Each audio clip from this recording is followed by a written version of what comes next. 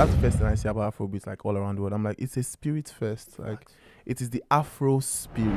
But now is the time to even educate the world more on what we have and like what light we bring. Because now the whole attention is on us. People ask me where I get all my energy from the stage to the studio and to my desk. I am the energy god, and you can be one too. You're listening to Adeshokbe Live, the Afrobeats podcast. Check. Welcome, ladies and gentlemen, boys and girls, to another edition of Adeshokbe Live, the official Afrobeats podcast, where we break down the hottest topics within the culture. And once in a while, I'm joined by a superstar to break it down with me one-on-one. As always, this is brought to you by the Energy God Energy Drink. Drink and be yourself. Stay energized. For us, by us, visit energygod.com and place your orders. And if you haven't subscribed yet, what are you waiting for? Click the subscription button right now. Let's get our numbers going up, because the bigger our platform gets, the better we're in position to promote our own people without having to wait or beg for others to do so. Joining me in the studio is a superstar out of Lagos, Nigeria. This brother's name is ringing around the world right now, multi-million plaques on the wall, super producer, super hit maker. It's interesting now when we mention his name, some people even forget the fact that this is a monster producer. But now it's just a lover boy singer. Give it up for the incredible Pheelz, Mr. Producer. Does anybody say that anymore? Nah, I mean, some people still say that, but it's going still. Update your OS too. Now, one of the things I was thinking about a couple days ago is when we mention Pheelz now, for a lot of people, even including myself, the first image that comes to the front of my memory is the singer. You've done a very good job over the last 3 years of kind of like transforming from behind the scenes in the studio to now the front man as a singer. Was that a calculated assault, or that was just part of the business whilst you were promoting yourself and the songs? I think it was calculated for me because this is who I've always been. Like, I've always been the artist. I've always been behind the microphone. I might not be in the limelight all those years, but I've always been like vocal about, my voice and like my music abilities. But coming to the limelight was, intentional, and was God's doing as well. Because I don't know everything. I don't feel I don't know this one by myself now, you understand? All glory to God, man, to be very honest. And now that we are here to stay. First of all, a question that I think I had spoken to your manager once about, but I haven't had the opportunity to catch up with you. The hit single came, big spotlight. You're in studio with Dr. Dre. You're in studio with Usher. You're performing in front of thousands of people in Ghana, traveling the world. You're now an LA, almost like an LA resident / Miami resident, straight out of Nigeria. Boom, one record completely transformed your status. How has that been from the inside looking out? How did that whole change? How did that affect you? Man, it feels like a movie, man. Like that's the only way I can describe it. It's like a script. Like, I'm just watching it all play out. At first, it was weird for me mentally because it was so fast. Like, it was like, when they put you in catapult and they just shoot you, like everywhere was just blurry. It was just, today I was here, tomorrow I was at the O2, next tomorrow I was in front of, I was at BET stage, like I was with Dr. Dre, I was with Pharrell. It was just going so fast. Like, I couldn't really take a break to catch my breath. But then when I finally paused and like look at everything that God has done for me, man, like there was just this huge wave of gratitude that just, for lack of a better word, attacked me. You understand? Because I just till now I still don't understand how all this is happening. I'm just living my life. I'm just making my music, and it's just beautiful to see, because a lot of people told me I shouldn't, and a lot of people told me I couldn't. Like some people said you shouldn't, some said you could. Yeah, it was crazy, and it took a lot of self belief to take that step, because being a producer of so many hits, having made a name for myself. This is not even talk, it's facts. I mean, like, I don't need to explain evidence. You understand? Like, to like now trying to show the world that I can do this, because a lot of people thought it was for the money, but no, it was for self-fulfillment. It was for purpose for me, like, because I know this is who I am. Like, I might have been too, for lack of a better word, scared to, confront the camera back then. But like, the moment I step into my bag, I step into my bag, and I was, and showing the world that was like swimming against the current. But when you have God at your, God on your back, the grind, nothing is impossible, man. As a young producer then, you were a teenager in the studio with Olamide and co-cooking. Even though you were making those beats and you had these dreams, what are the kind of dreams that people like yourself? Like, what do you sit down and think when the artist is recording whilst you're saying, no, I need you to increase your vocals? Do you, during those moments as well, just imagine yourself in front of that microphone? Maybe Yeah, I do. So, and sometimes I'm like, I'm sure if I sing this song, I'll sing it better than this guy.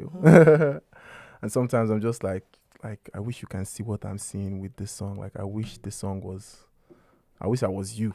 I wish I was the artist. Like, then you understand. Like, then I can show you what this song should become. You get, in a way. But yeah, it was a lot of daydreaming back then. Like, just daydreaming, man. Just imagining what would be or what could be. And Shopsy, boy, the gratitude. What would you say to? Because there are a lot of young producers in that position whose ultimate dream or ultimate goal is one day now become a Pheelz, who transformed from just a creator to now an expressor, someone that's expressing that.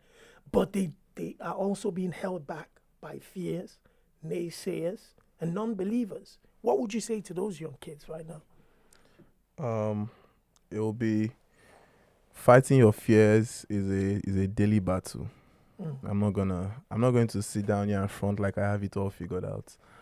But do it scared anyways. Like, as long as you just keep showing up. Like, if you are scared, if you are shitting yourself, if you are afraid, do it regardless. That's all that matters. It is in the doing that you become stronger, not in the running away. You understand? Right. So confront your fears and just, you never know, man. What's on the other side of that fear might just blow your mind. So just show up every day. Now, I saw we mentioned Dr. Dre, which was like crazy for us. We're all going mental. You gave him a name. He was talking about that. Yeah. And the next thing I got was a video of you in the studio with another icon, an incredible legend that shaped the music world in Timberland. Now, talk to me how you even end up in the studio with Timberland. Do you get a phone call? Is this orchestrated? How does this happen? Man, like I said, Shopsy, man, like, it's a movie. I swear. I feel like I'm living in a film. I swear, man. Like, because I'm in Miami and I'm just in Miami, like, chilling, trying to get some content in as well, just resting. And then I think Cifo linked me up with Timberland and told Timberland that, like, I was in town. And I think they just gave him my number and he just called. He called you? Yeah. And they're like, yo, Timberland's going to call you. He's going to get you in the studio. Or he wants to link up, wants to meet him. I'm like, okay, no problem. He called me. I was like, yo. And then we just started geeking out on, like, producer stuff. Like, oh, what DAW do you use? What plugins do you use? Like, what software do you use to produce? And, like, and then in my head, I'm like, this is Timberland. This is me. And we're just yarning like he's one of my guys in motion. Like, and, yeah, man, then we linked up in the studio and, I played the next EP. Oh, you played the whole tape? Yeah, I played the whole tape for him. Oh. And he was just dumbfounded, man. It was just lost of words, man. And someone always says, once Timberland starts stammering, you have something. and he was That's and he was stammering all throughout the session. I saw the clip. Yeah, man. The clip I saw was when he was talking about your sound and talking about the next level Afrobeats and what that would be. What's that like when someone so iconic with music starts to break down your sound and is excited about where you're taking the music to? Mind you, to me, Timberland is not only someone so iconic in the music. He's literally one of the reasons I started producing. Period. Like that was literally. He's one of the people that I looked up to growing up as a producer. I would literally copy his beats and try to sound like him. Like back then, growing up. So to have him now look at my sound and say those crazy words and in a way see me, because I feel like from a producer to a producer, he saw what I was trying to do and he saw what I was trying to accomplish. And to have someone of that status, not even in the game or in music, just to me personally say that to me, was like a stamp of approval. You're doing this, you're doing something right, and God is with you, and you wouldn't be experiencing all this if this is not your path. So forget the naysayers, forget anybody that says you don't belong here, and just stick to the process. This is your thing. You are here. You are meant to be here, and you are the future. Listen, one of the records you played for him was, of course, the single that was released in Golo. Yeah. You got to dance with it. It's interesting that now all the cool guys are not scared to dance. What's going on, man? Well, for me, it's just embrace your cringe. I'm not embrace your full cringe. I like that. I don't care anymore what's anyone fun, thinks or what just have fun with life. There's no destination. Yeah, everything is in the process. So enjoy the process and just keep it going. Show up every day. If we are dancing today, we are dancing. If we are singing tomorrow, we are singing. If we are gymming next tomorrow, we are gymming. Yeah. Going. Listen, Golo, simple when we're talking about a dance routine, or if you're telling people to just dance within the African culture, Golo is always one of those. Talk to me about that record. What was the inspiration behind it? Why was that pretty much almost like the lead single, right? Something of sort. Something of sort. Yeah. It was. I see Golo as commercial break. For me, it was like, this is a commercial break. Just say, so I'm coming. It's like it's like appetizer for what is to come. Yeah. And for me, I just wanted people to dance as well. I just felt like at that point in time, I felt like this is what the world should hear from me now. Just dance and go low and vibrate higher. Forget everything that you're going through. Because the world lately is crap, man. And people need to have fun. So that's what Golo is about, just having fun. And that's why I did the dance as well. This is me having fun. Have fun with me too. Let's have some fun together and leave all your worries first, because you'll go pick them up tomorrow. But for now, for this 2 minute 30 seconds that this song is going to play, let's have some fun. Now, musically, we already know that you're a creator, you're a producer, you're a singer. Some people might not know that artistically, you've also been involved from day one with visual art and all sorts of creative art that we've come to see when we're looking at, for example, the old YBNO stuff, and then obviously you, the tribe.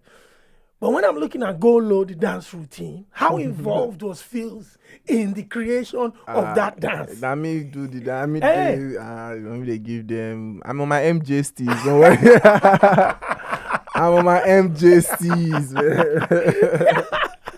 MJ Fulio. Now, 2024 started, for me, I think 2023 ended with a surprise when we caught up in Rwanda and you had played me some records and you said, you might be coming on a record with Usher. Yeah. So I'm there, just like anybody close to you, just praying, because we know how these things go with the big name thing, just praying that this is the final cut, this comes out, all of that. And then fast forward, boom, you're on Usher's lead single, you're on the album. We see you at his Las Vegas performance. him shouting you out. Now, Usher is one of the greatest musicians, not only of this generation, but In music, in period. music, period. Yeah. And the most consistent when it comes Yeah. to music. He Facts. has not taken a break. He's been consistent with it, and he's done it at the highest level since 1993 or something like that. We know you guys connected during Finesse, but that connection carried on for him, not only trusting you to produce for him, collaborate with him, and co-write alongside him.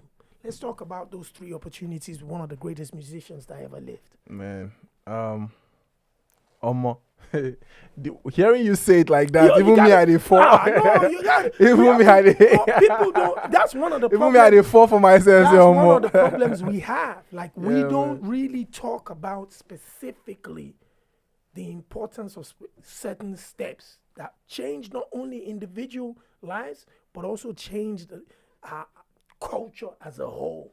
That's a celebration for everybody. You co-wrote alongside a GOAT, you produced for a GOAT, and you collaborated on the lead single. Talk to me about that, particularly with Usher and everything that's been going on with that man in recent times. First off, for me, that whole process was and is still a learning process for me, cause I got to see someone operate, and I got to operate with him at the highest level, possible in music. Like, the highest studios, the highest like projects like that, and I just understood one. This is the first thing that I understood is your idols are human. And I don't mean that in like a negative way. I mean that in the most possible way possible. Like, for me, I'm looking at Usher and I'm like, I know he got here because of what I can do as well. So for him to get here, I can get there as well. You get me? Like, he's human. Yeah. Like, I'm human too. Like, I can do it. And there was a conversation we had where it was just giving me advice and just telling me about like the future and how like the spotlight can like, how unconsciously you can be like shy of the spotlight and like Just takes you away. and just takes you away. And he was just telling me to just stay grounded. So like the whole process of recording and making the song and writing the song and producing the beats was just a whole learning process for me, because I was just soaking in as many information. How long as I did can you soak in. spend with him during that production time and creative time? Was it like a camp? No, it wasn't like a camp. It was like few sessions. So the first person I had met was Ellie Reid. Hey, Cause go and do your Googles immediately. I don't even want to get into that. Cause Ellie Reid told me about the album. It was like, yo, we're working on an album for Usher, and I'm like, okay, get me into the studio. Let me see. Based on Pheelz, Mr. Producer. Come on.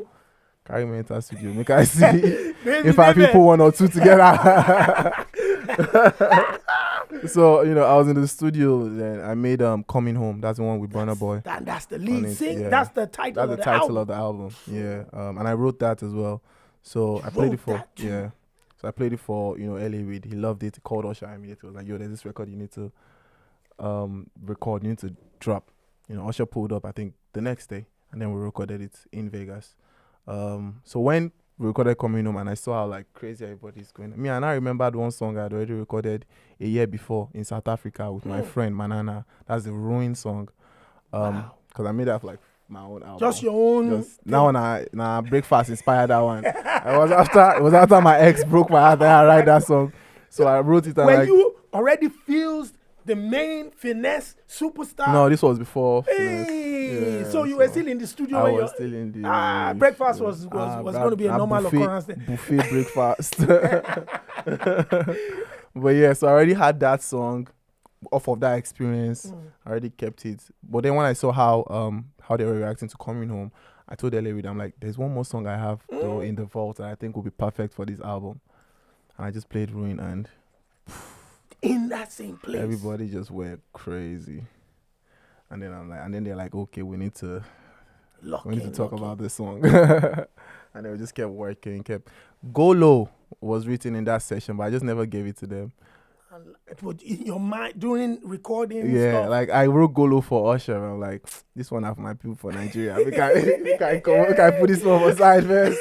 So, as a producer and a singer, how do you decide what you're ready to give away for someone else? Because that must be hard. I mean, I follow the fun. I follow my passion. I follow my inner compass. Like that kind of decision, you know, if you use formula decide, and you can't. It's not formulaic at all. It just depends on how you're feeling at that time, because no one knows. No one really knows what's going to become what. Like at the end of the day, you as a creator, you as an artist, you just make what you feel like making, or you make how you feel. But the rest is up to the universe and God. You understand? Like, we make art that is subject to opinions, and opinions are relative. Varied. You can understand? So like I try to detach myself from what people will say or what people are saying. It's not easy, especially with the world of social media where everything is at our fingertips. You get me? But we are in a world where we as creatives, or we as artists, or we as Afrobeats artists, although some people try to distance themselves. Yo, I was so happy I heard that from you. We're not going to go there. I'm so happy I heard that from you, brother. But I just feel like we are in a business of making art for opinions, and we should understand that. And me, I just try to stay away from that and not make my art because of that. You get me? So whenever I'm making this or I'm doing that, I'm not thinking of anything. Right? Because whether I do this one go like and this one no go like, and if I do like this one go still like and this one no go like, and if I do like this, so I rather just do what I feel. And I made a decision recently, actually, that I am going to remove myself from when people drop albums or songs or projects where within a couple of hours I make the mistake of going online to say, oh, this is my thoughts about the album. I had to think deeply as a fan of you guys, as a fan of the culture, somebody that respects creators and the amount of effort and energy that goes into it. I just believe now that an instant judgment from someone's sweat and time is very disrespectful and does not show compassion. It doesn't. I show compassion at all. And thought about it. How could I decide? Regardless of that, of how you feel, judge not. Like there's a quote that I read somewhere recently that said, "Be careful what you judge, because what you judge, you might one day become." So like me, is that what you want to make? Is that what you made with fantastic. The fact that you can't even make it, do quite lower, because there are a lot of people that couldn't even make it. Like all these metrics, all these things that we are using to judge all these things. Maybe we are the one that set it ourselves. Like, man. And now it's controlling us. We're now using to punish ourselves. Like, let the art breathe, man. Let the artist breathe. Now, one question I also wanted to ask. Now you're in the studio with Usher, right? He's recording. You weren't sure about that note. How do you turn on the microphone? I mean, I told him more. But the first time, let me tell you, the first time that happened, I'm like, and I don't like this the way you do for how they tell her like this. But I just reached, because on the mixer there's like a button where you press and you talk to the booth. The way I press that button, I'm like, broski, can we try that note? That must be hard. Can we? No, it wasn't hard. It was just, me the yarn Usher, this kind of yans. I'm like, can we try that note again? He was like, oh yeah, bet, man. Then he now said, he was like, yo, anything you don't like, let me know. I was like, I just brought lists. So this one on this place. But the thing is, what do you learn from that? Where some of the greatest musicians are still available to take directions and guidance. What does a young Pheelz take from that moment? It's the humility of it. Like, he can say no to what I said and he will remain Usher. Facts. Do you understand? Like, but it's the humility of trusting a young person with your years of experience and saying, okay, this guy said I should do it like this. Let me do it like this. Like, it's a lot of. I feel like someone has to drop a lot of ego, especially someone of that status, to be able to accept that.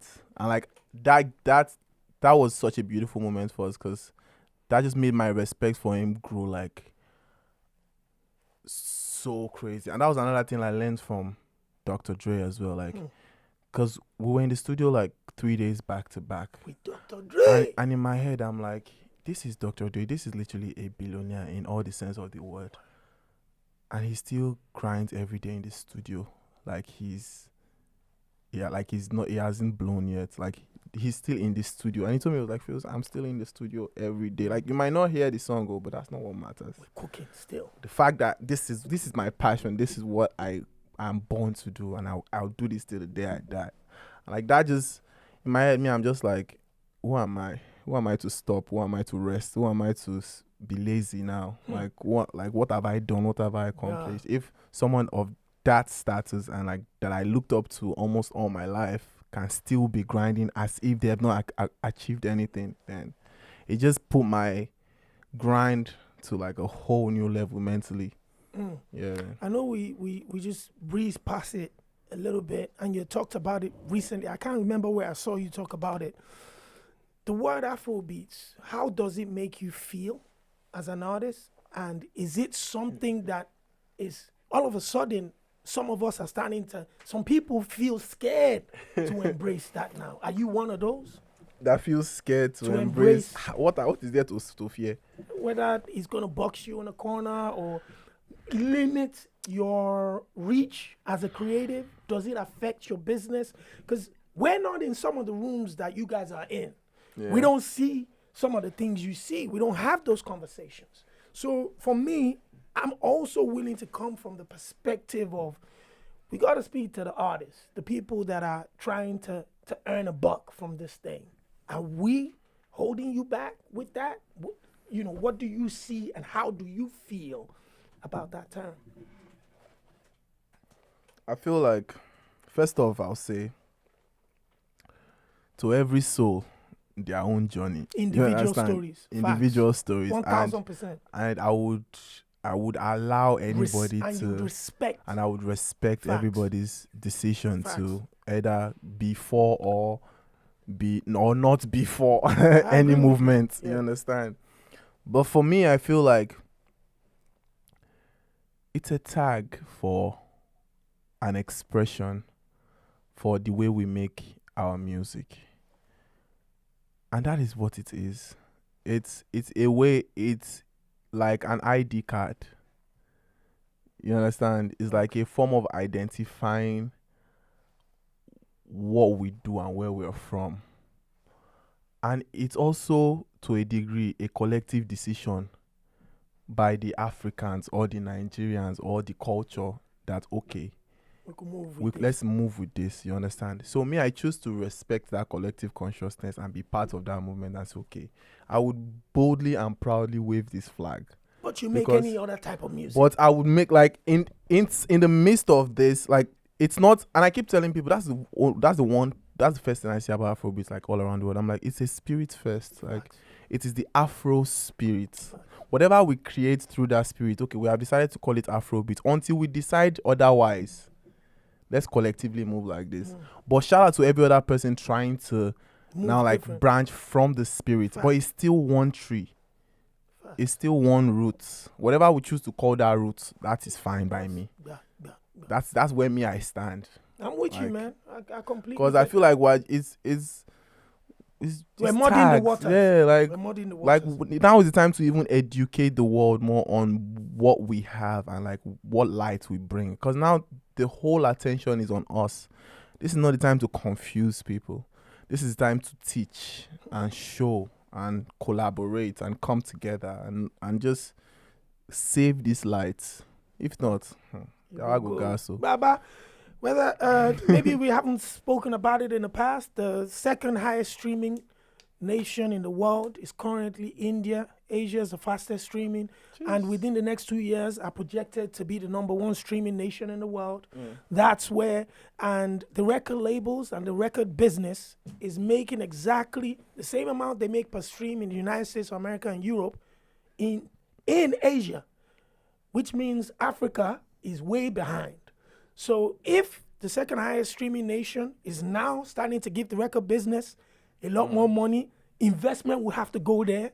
And now the love that we're enjoying will have to be transferred to where they're making the money from. So if we don't take care of ourselves and hold this thing together, make sure the business is working right, we might lose that light.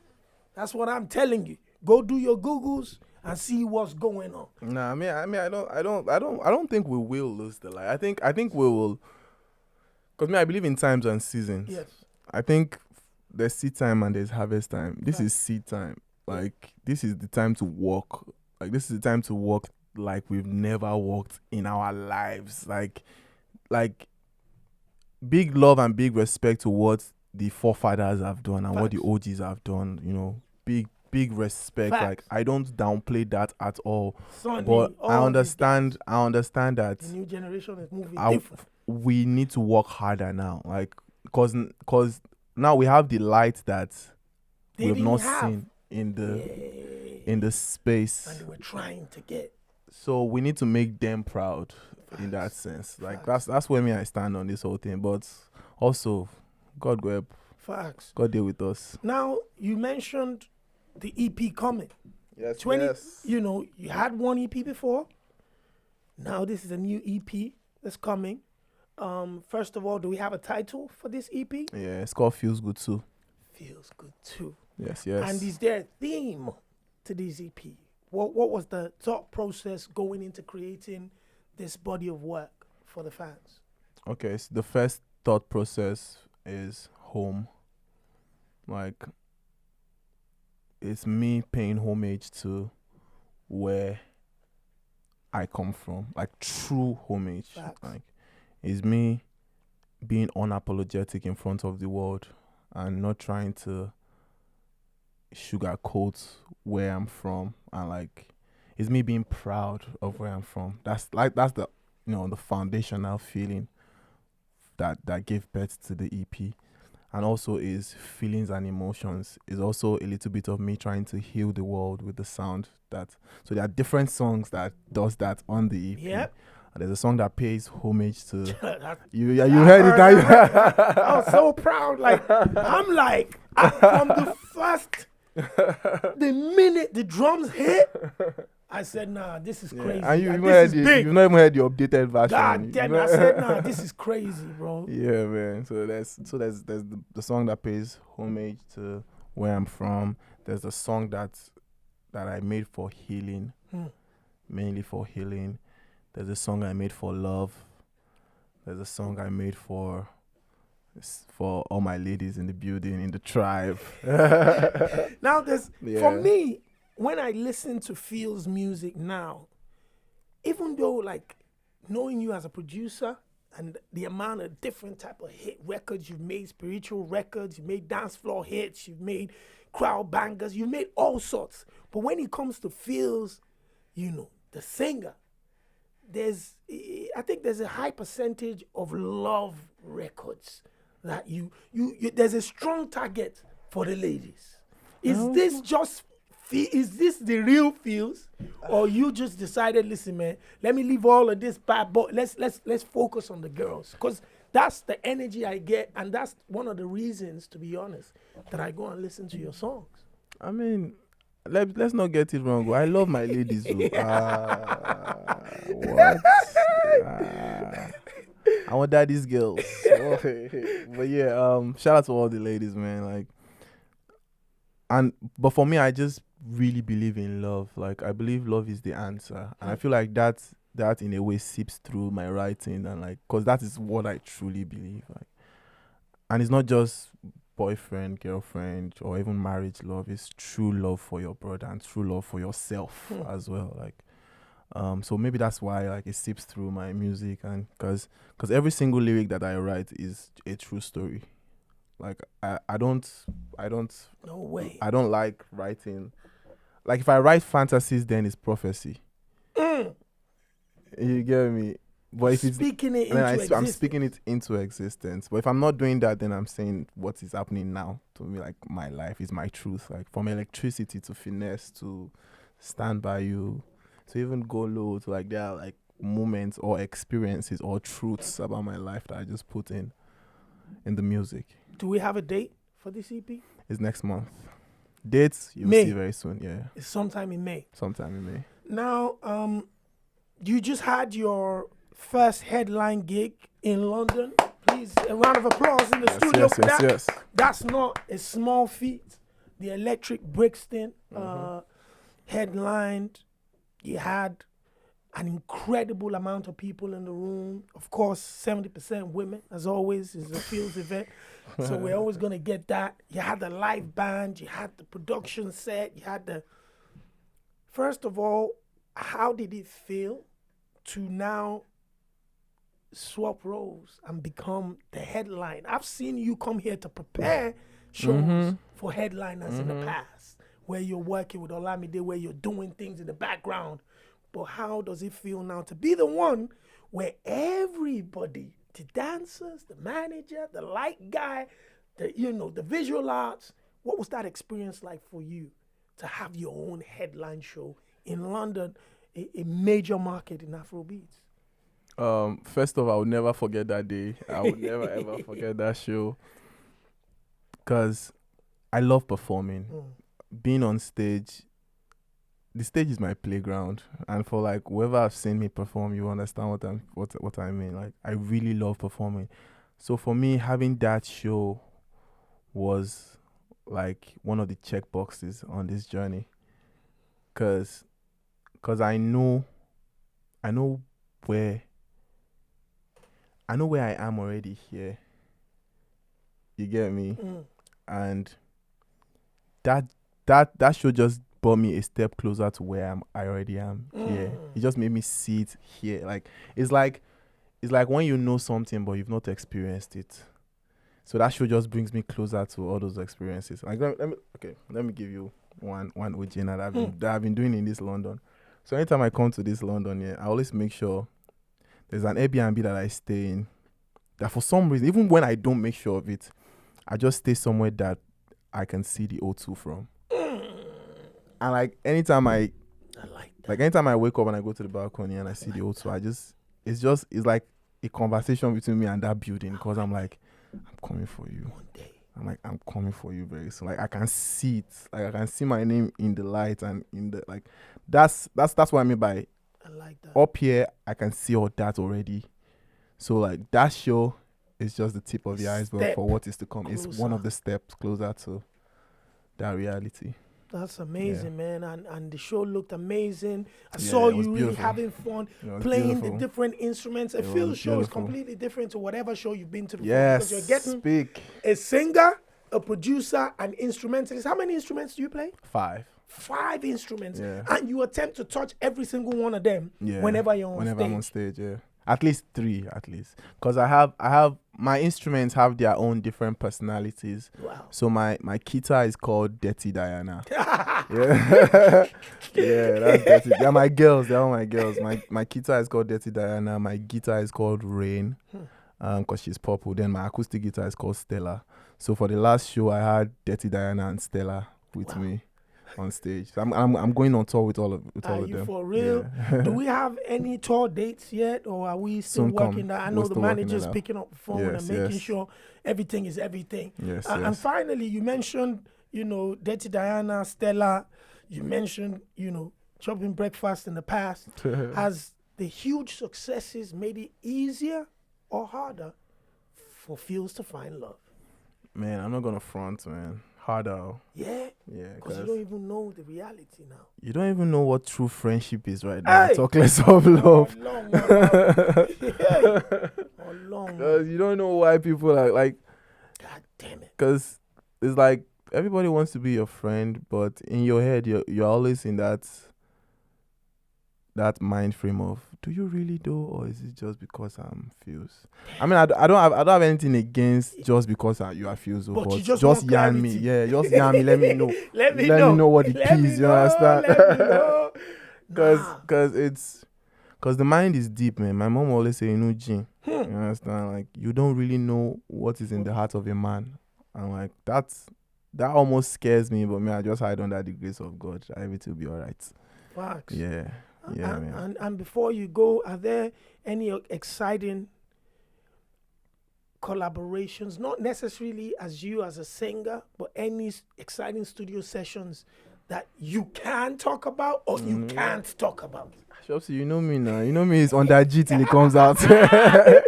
And when it comes out, it's always the heaviest. So, listen, I like the fact that we've kept some, under G, and when it came out, blew the world. So I'll respect that. Yeah. And finally, when you're in Miami, man, what's that? I know what you're talking about, Shopsy. Oh no, Mashadu. These are the things. Those are the moments when you say, Pheelz, Mr. Producer. Oh, don't kill me, Shopsy. Yeah. But listen, I've got to say, I'm extremely proud of that was so what funny. bro, because when I saw you I saw you at one studio, you were playing basketball. There, I see you with the palm trees. I saw beautiful girls around in the dance field. I'm thinking, Pheelz, my brother. Feels good. Oh man, it feels good. Miami, how are you? It feels good. It feels good. Listen, I'm proud of you. It's always you've got an open door policy here. Anything you want to talk about, anytime you want to promote anything, the Afrobeats podcast is your home. Especially since you're still under the Afrobeats umbrella. Anyway, but listen, I'm looking forward to the EP. I've listened to some of the music. Nothing surprises me when it comes to you. The quality of your music is incredible. The lyrics that you put on it's fantastic. I think you're one of the ambassadors really putting us where we want to be, in the right rooms and having the right conversations. You look pretty damn good, smelling like money all the time. Ladies and gentlemen, please give it up for my brother, Pheelz. Tribe love. Let's go. Appreciate it. My brother. The Afrobeats podcast.